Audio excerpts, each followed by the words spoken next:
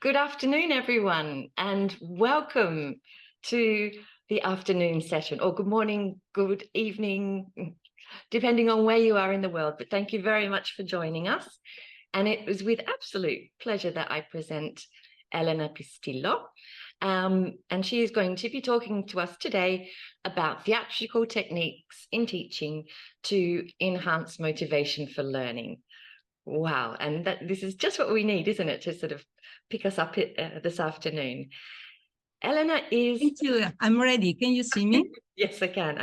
Elena is a teacher, an actress, a director, and holds degrees in foreign languages and literature, as well as theatre, cinema, and multimedia entertainment from the University of Palermo.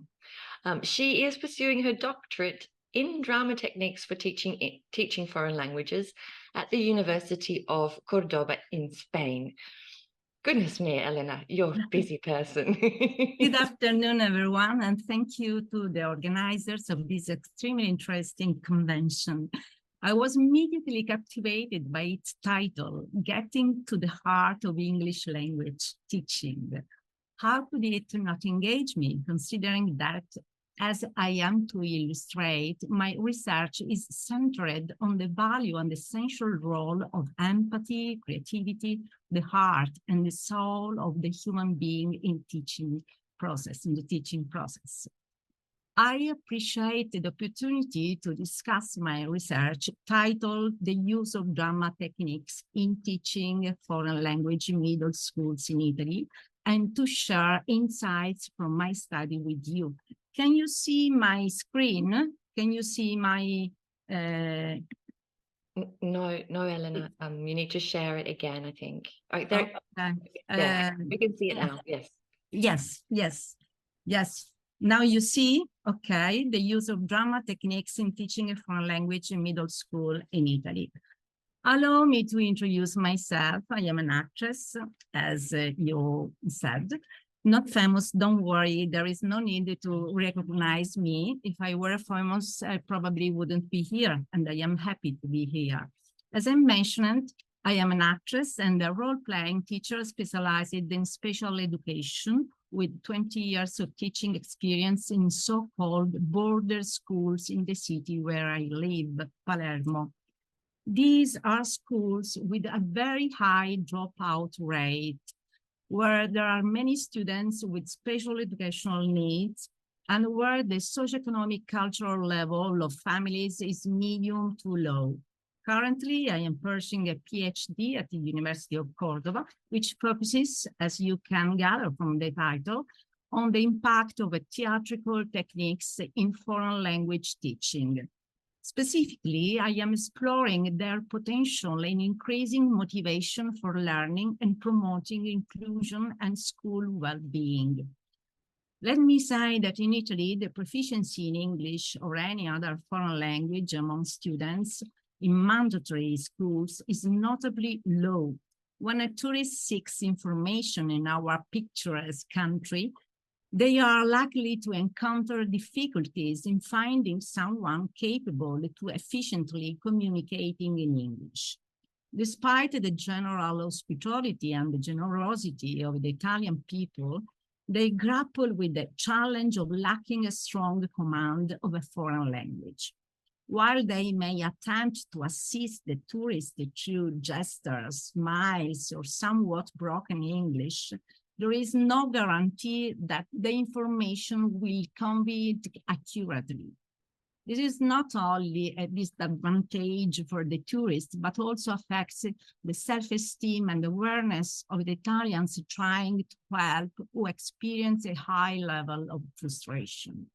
Similarly, if Italians wanted to travel or gain work experience abroad, even on a seasonal basis, they would encounter significant language barriers, which in today's so-called global society really shouldn't exist. Allow me to emphasize that this issue arises because, unfortunately, many Italian educators, though not all, readily give up on exploring effective teaching methodologies, particularly in schools facing significant educational challenges. They often justify this by making statements that in reality serve as convenient excuses. For instance, they may question how they can teach English when students struggle with correct Italian. This is a reality in the schools where my research is being conducted, where students frequently communicate in Sicilian dialect, lack familiarity with Italian grammar, and undervalue education and culture. Nevertheless, in my view, these challenges shouldn't lead to resignation, because what a government-employed teacher can and must impart to these students holds fundamental significance. Wealthy Italian students may attend private lessons and courses, indulge in study vacations abroad, and attain certifications facilitating entry into the workforce for prestigious position. However, it's essential to recognize that these students constitute the minority. The majority, on the other hand, the very majority, in need of new opportunities to break free from disadvantaged economic conditions and very low cultural levels, precludes the possibility of entering the workforce. Unfortunately, they might continue to resort to expedients, much like their parents who make do and at times even experience incarceration. For instance, I teach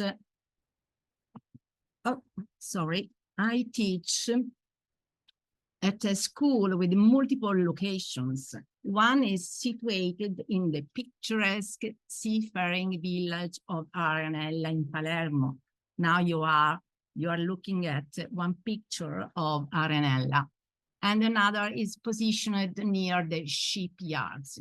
The proper knowledge of a foreign language could change the destiny of my students. Rather than continuing to unload goods, they could become cruise ship captains. Instead of being underpaid waitresses, they could become international renowned chefs, pastry chefs, dining room managers, receptionists, tour guides, or provide consultancy to hotels, restaurants, or food industries.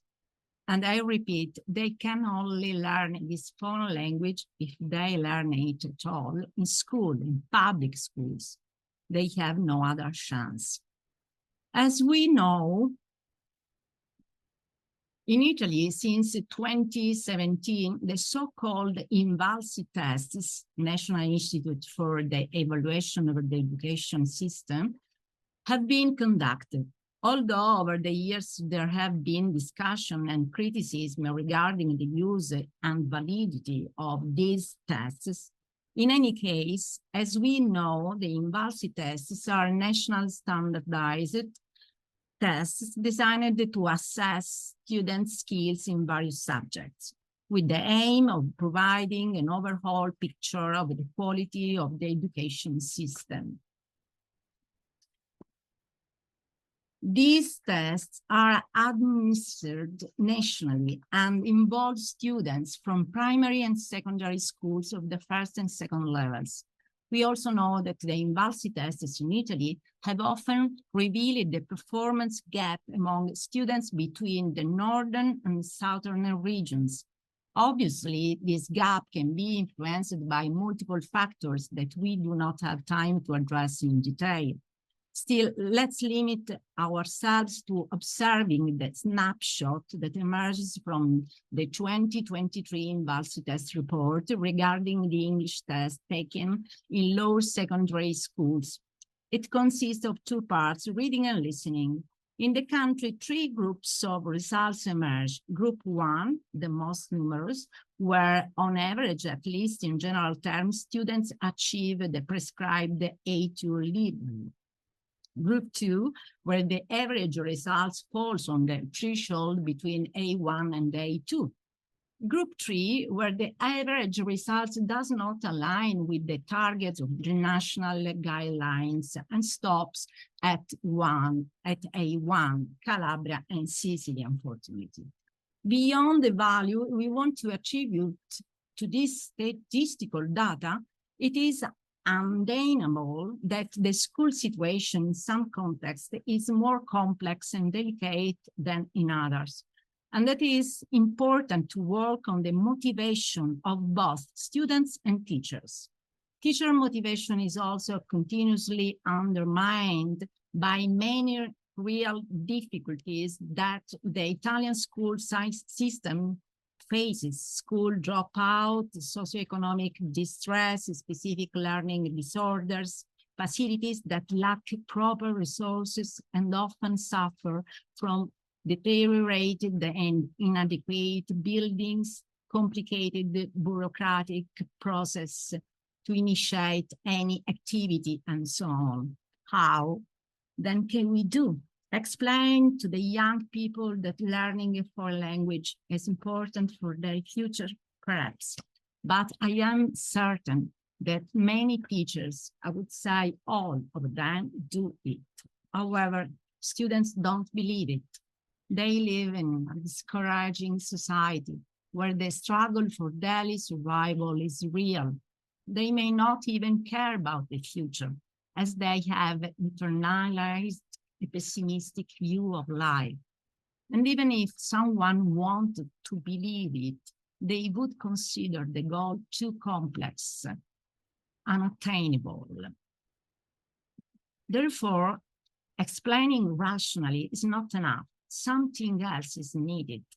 Not surprisingly, more and more often in the education field, we hear about the so-called soft skills, a term that is increasingly used in education.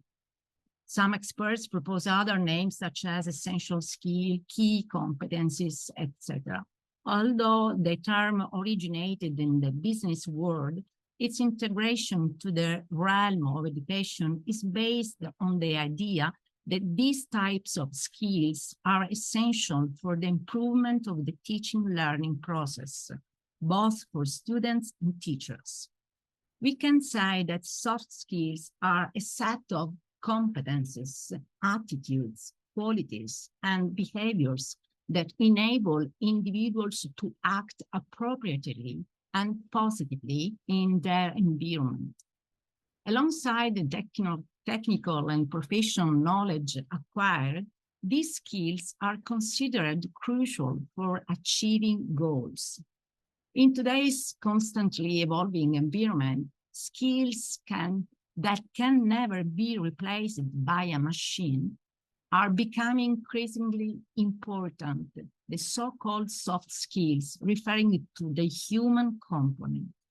This statement might seem contradictory to our contemporary world, and if misunderstood, it may appear to deny the usefulness of digital skills and technological evolution in general.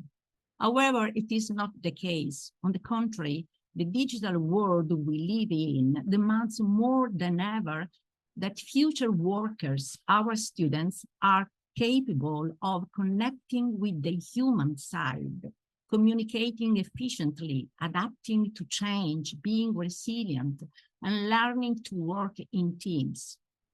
If we want our students to acquire all these skills, we should design methodological proposals in which they learn by doing, experiencing, getting excited, and creating.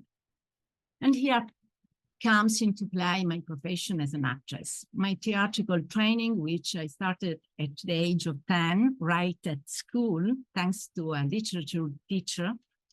I then continued it throughout my life, eventually earning a diploma in acting and pursuing the profession in both public and private theaters.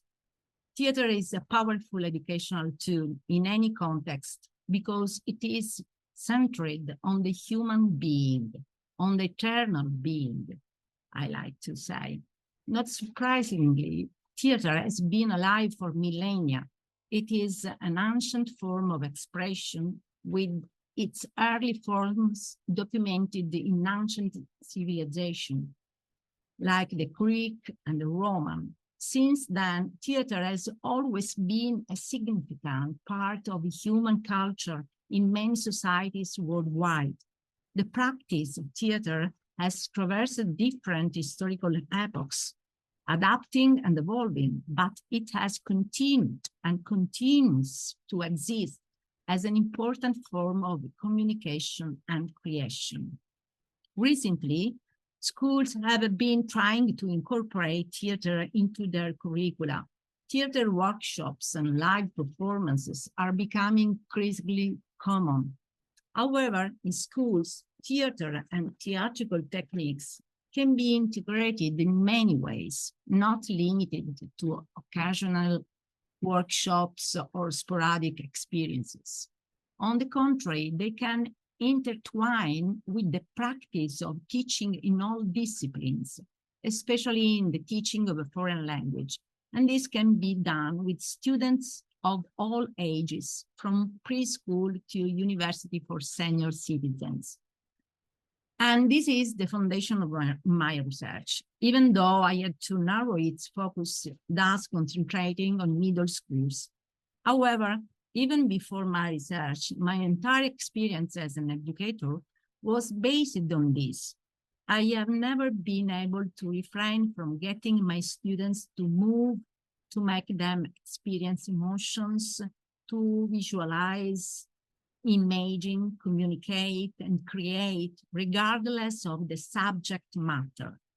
My main theater mentor unveiled the communicative potentials of the human being. And since then, I have naturally utilized all of this every aspect of my life. This doesn't mean being without shyness, fears, or doubts. It simply means gaining awareness and embracing one's limits before surpassing them, and acknowledging that new limits will arise, and so on. Concurrently, it involves being aware of and find joy in the progressively acquired and refined skills that can be shared with others. You might say, easy for you, you're an actress. Perhaps it was more natural for me, I admit. But all of this can be demonstrated, then taught, and finally acquired and applied. But let's go back to soft skills. In the purely educational field, the soft skills considered most important for our students are the following: problem-solving skills, creativity, adaptability, critical and analytical thinking, people and group management, disposition for teamwork, emotional intelligence, motivation, initiative, perseverance, open-mindedness, flexibility, sense of humor,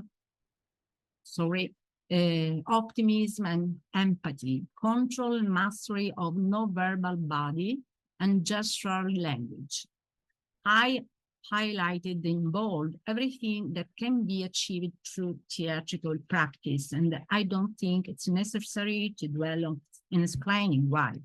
But if you have doubts about how and why theater can develop any of the highlighted skills, I will, of course, try to answer. Theater and art in general is first and foremost creativity. Creativity is a specific characteristic of a natural intelligence, an exclusive property of the human brain, thanks to its ability to go beyond the context, extract general principles, rework information, and tackle unforeseen problems, as Montalcini said. In other words, it is the characteristic that distinguishes us from artificial intelligence, which is much talked about today. And it is for this reason, in my opinion, that the main task of a teacher, of a caretaker in general, is to enhance the creativity of their students or children. And everyone possesses, to some extent, the skills involved in creativity, adventurous thinking or imagination, insatiable curiosity, stepping off the beaten path, being open to experience, allowing one thing to lead to another, discovering, innovating, inventing. These are the components of the creative process, as Emma Berkmeyer writes in her valuable article titled The Meaning of Creativity in Foreign Language Teaching, published in the Modern Language Journal. These needs can be nurtured or killed by the way students are treated. A text that analyzes the usefulness of drama techniques in foreign language teaching is Drama Techniques, a resource book of communication for language teachers by Alan Malley and Alan Duff, which for me is serving as a sort of Bible. It's a wonderful book, now in its third edition. The book provides practical suggestions and activities that integrate theater into language teaching to enhance communication and engage students creatively. From the introduction, this text explains why to use theater, offering a list of more than convincing answers, explaining what drama techniques are, and addressing some important practical points. It integrates language skills in a natural way. It integrates verbal, not verbal aspects of communication, thus bringing it together mind and body. It draws upon both cognitive and affective domains. The emphasis of whole person learning and multisensory inputs helps learners to capitalize on their strengths and to extend their range. It fosters self-awareness and awareness of others, self-esteem and confidence, and through this, motivation is developed. Motivation is likewise fostered and sustained through the variety and sense of expectancy generated by the activities. There is a transfer of responsibility for learning from teacher to learners, which is where it belongs. It encourages an open exploratory style of learning where creativity and the imagination are given scope to develop. This in turn promotes risk-taking, which is an essential element in effective language learning. It has a positive effect on classroom dynamics and atmosphere, thus facilitating the formation of a bonded group which learns together. It is an enjoyable experience. It is a low resource for most of time. All you need is a room full of human beings. Building on these assertions demonstrated by this text and much other literature, my research aims to explore the effects of employing drama techniques in the development of motivation for learning a foreign language. The goal is also to compare students' opinions with teachers' perception regarding the implementation of drama techniques and their effects on students' language learning. It is a qualitative research, specifically a case study with a sample comprising 12 female students and 8 male students, including 3 students with disabilities and 5 students with special educational needs from 2 different classes of the 30 year of lower secondary school at Wojtyla Institute in Palermo. This sample also includes 2 English teachers and 2 teachers specialized in support teaching from the same institute. The results will be carefully interpreted as they may suggest that the implementation of drama techniques should be approached in a specific manner. To this end, it might be important to focus on teacher training and promote specific programs for both teachers and students. The case study is still in its initial phase. Being a qualitative study, the process is inductive, and the researcher needs to gather enough data to formulate theories or hypotheses, exploring whether there are recurring patterns in students' motivation to learn a foreign language within their experience, observing the interplay between the experience of using drama techniques, feedback, learner motivation, and other variables such as students' experiences and personalities, verifying the effects of dramatization and the use of drama techniques on learners.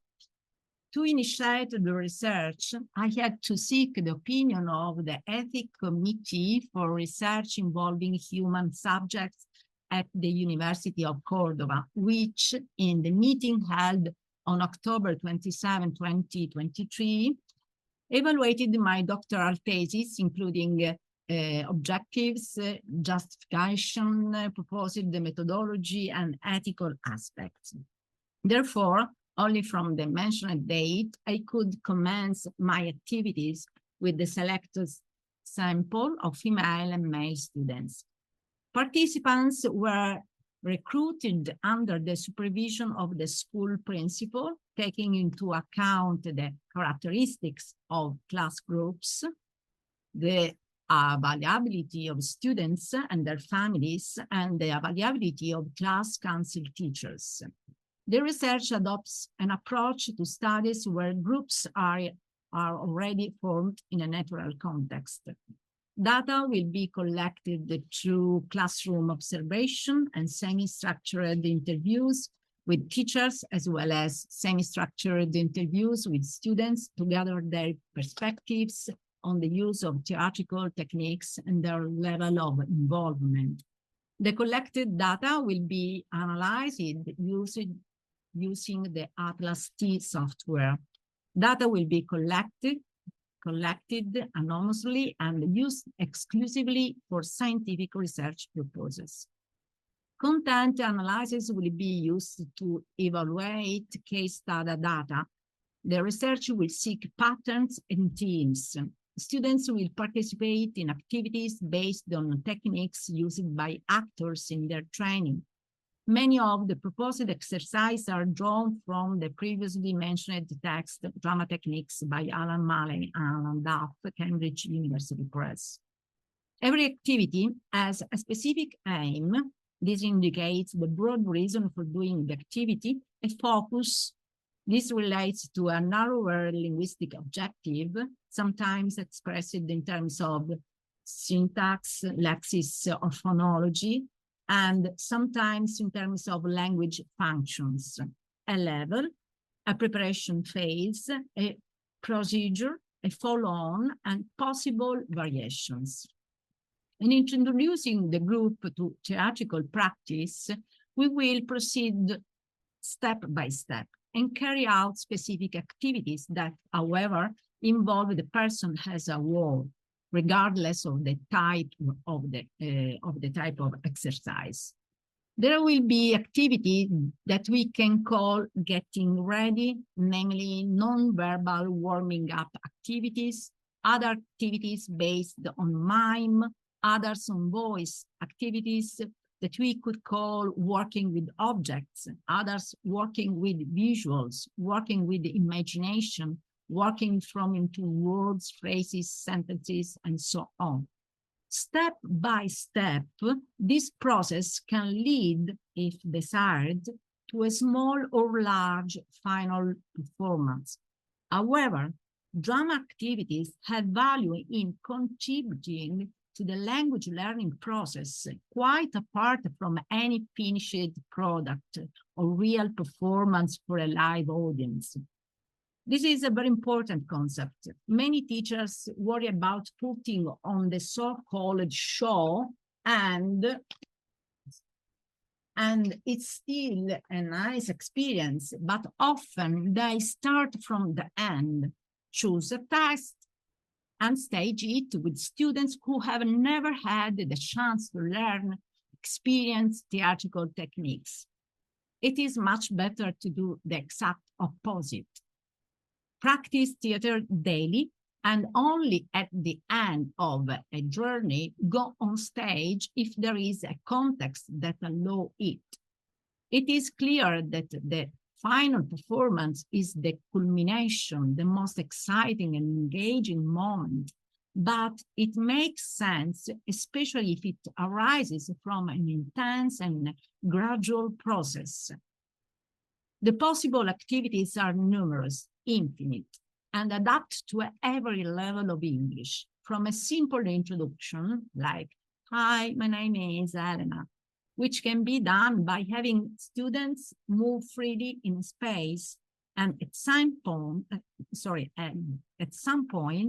they will make eye contact with a classmate, shake hands, and introduce themselves. "Hi, my name is Elena, nice to meet you." This can be done by dictating rhythms in their walks, hurried. They're going on hurry and, "Hi, nice to meet you. My name is Elena, and you, I must go." Or relaxed. "Hi, nice to meet you. My name is Elena." Oh, it's cold. "Hi, nice to meet you. My name is Elena," and so on.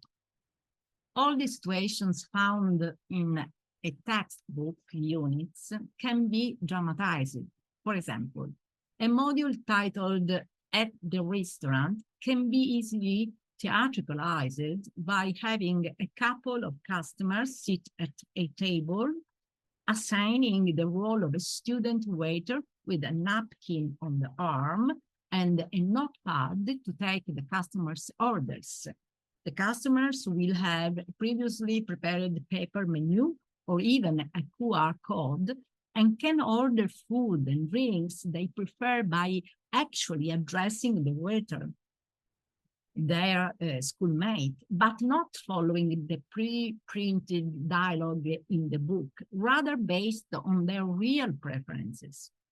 As you can imagine, this small improvisation allows for the fun learning of many contents, an experience that involves the body, gestures, and emotions leaves much more than a page of a book to read, translate, and memorize. I would like to do a small exercise with you, even though online we can't do much.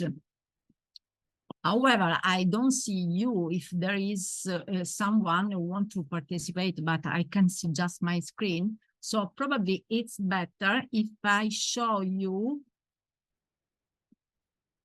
a short video. It lasts 4 minutes.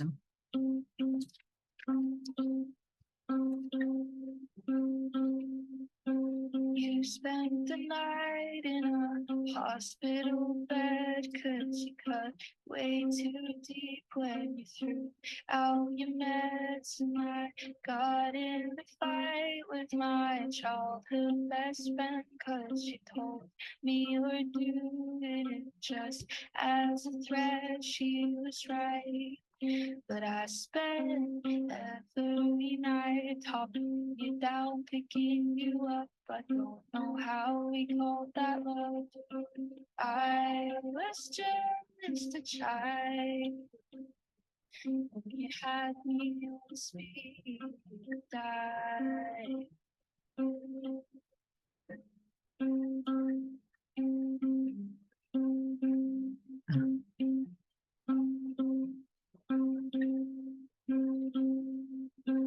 You spent the night in a hospital bed 'cause you cut way too deep when you threw out your meds, and I got in a fight with my childhood best friend, cause she told me you were doing it just as a threat. She was right. But I spent every night talking you down, picking you up. I don't know how we called that love. I was just a child. You had me on speed dial.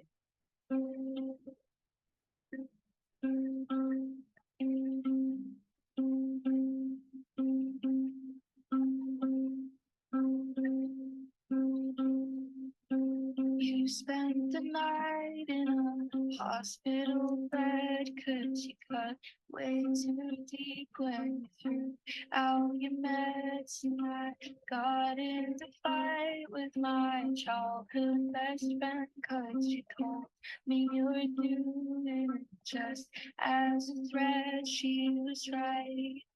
But I spent every night talking you down, picking you up. I don't know how we called that love.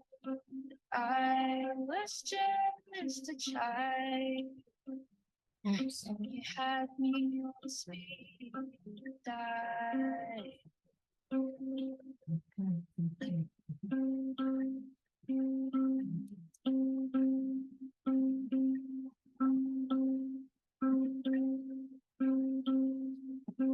You spent the night in a hospital bed, 'cause you cut way too deep when you threw out your meds. And I got in a fight with my childhood best friend, 'cause she told me you were doing it just as a threat. She was right. But I spent every night talking you down, picking you up. I don't know how we called that love. I was just a child. And you had me on speed dial.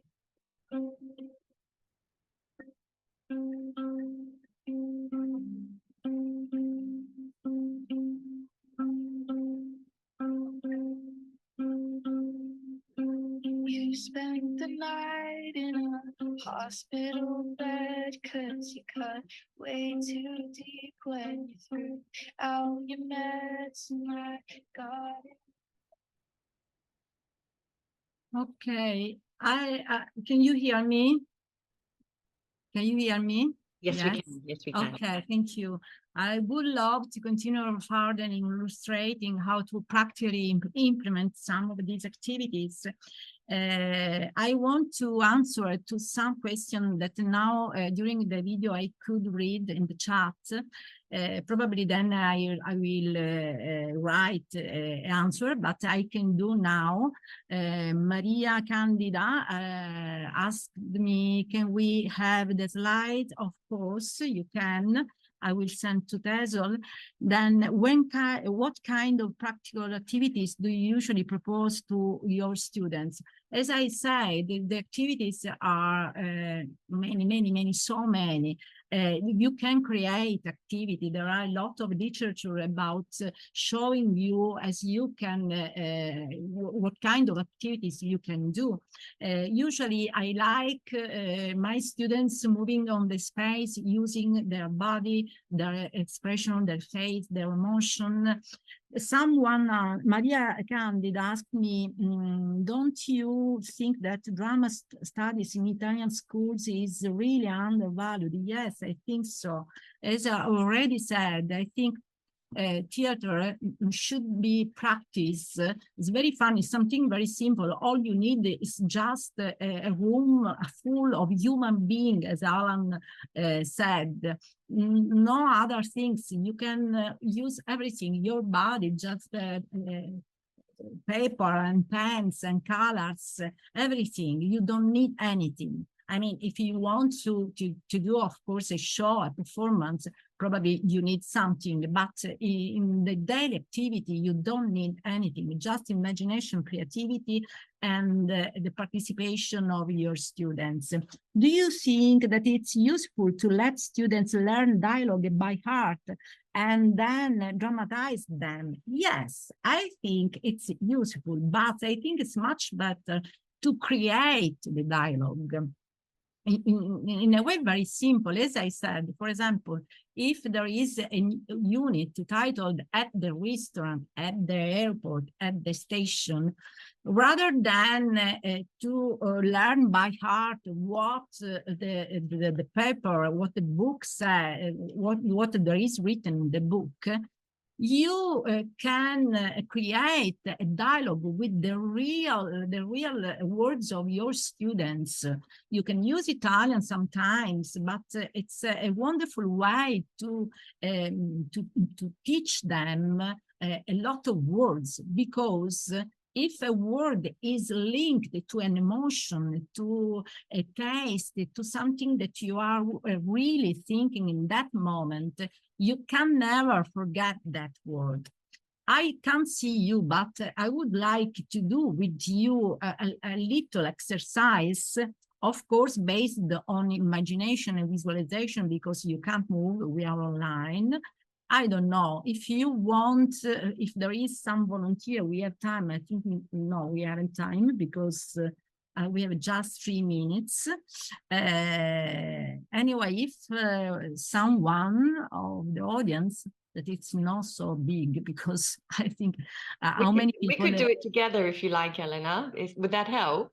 Ah, why not? Why not? Okay. So, yes, thank you very much. Just a moment, I want to go back to, oops. You spend the night in Okay, no, I just go back. Okay, strong. Can you see this? Okay, so I like if you can think about a situation where, just a moment, that I prepared a sheet for this activity, but I don't find it. Okay. Anyway, we can do without the paper. So think a situation where you felt very strong. An obstacle that you won, a race, something very important, where you felt so strong. So you have this power on you because you felt strong at least once, twice in your life. Yes. So yes. Think about this. Yeah. Then say, thinking about this situation, visualizing this situation, I am strong. I am strong. Tell me, please. I am strong. I am strong. Okay. Are you strong? Yes, I am. I am. Yes, I am. Are you strong? Yes, I am. So you can guess that this situation, this kind of activity with children is very important, because they never forget the term, the word strong, because they can associate to this situation of their life. Of course, you can do this with the other adjective, for example, generous, beautiful, or jealous, why not, or nervous. If you live again the situation where you felt this feeling, so in this way you are now feeling this sensation, the experience involve your person, your creativity, your imagination. And of course, if you do activity of this kind, there are a lot of books that teach you how can you do much things you can create if you when you get in, then many things arise from the contact with other people. If you can involve the body and the relationship with the other mates, every subject, every argument, everything becomes very real and something that becomes an experience, not just something to learn by heart. I think my time is off. You have some wonderful ideas. I think, have we covered all the questions that were in the box? Yes. So we've looked at some practical activities. Do you well, there's one from Maria Patillo. Yes, I already read. Okay. Now when we finish, can I do this in a 5 minutes so I can write with the answer or not?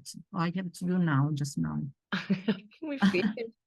I think we've answered them, and there is obviously for all of the participants, they can there's a recording of the session for them that they can download after the convention's finished. Okay. Thank you for sharing. Thanks to you so much. Thank you a lot. I think that I answered the yeah, you have. Yep, you have. Questions. Thank you, Elena. I mean, you're doing some incredible work in an incredibly difficult area, and it's just so lovely to see how engaged your students are and how they respond to the activities that they're doing with you. So, I mean, hats off to you. You're doing a pretty amazing job. And excellent work, and good luck with your continuing research, and we look forward to hearing the full results once it's done. Thank you so much for this experience. It was my first speech online, so wonderful. Yeah. Okay. You've got a message from Maria Candida saying congratulations. Thank you. Thank you very much for. I hope to see you again, probably when I finish my research, so I can share with you the results. Wonderful. Okay, thanks so much. Thanks so much. You. To all people who listen to me, thanks. Bye, everyone. Thank you for coming.